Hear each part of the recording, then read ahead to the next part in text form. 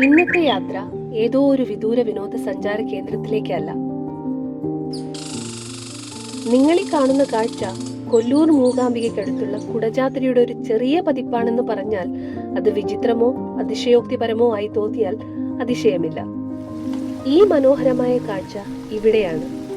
കാസർഗോഡ് ചെങ്കള പഞ്ചായത്തിലെ ശാന്തമായ ഒരു കോണിൽ മറഞ്ഞിരിക്കുന്ന പുണ്ടൂർ ഗ്രാമം.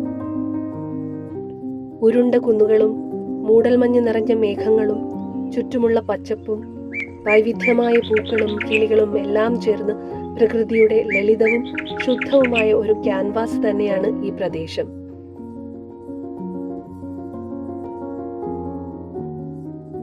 അതിരാവിലെ ഉറക്കച്ചടവോടുകൂടി ഒരു കപ്പ് ചായയുമായി ഇവിടുത്തെ സൂര്യോദയം കണ്ട് ഒരു പ്രഭാതം ആരംഭിക്കാൻ ആരാണ് ആഗ്രഹിക്കാത്തത്?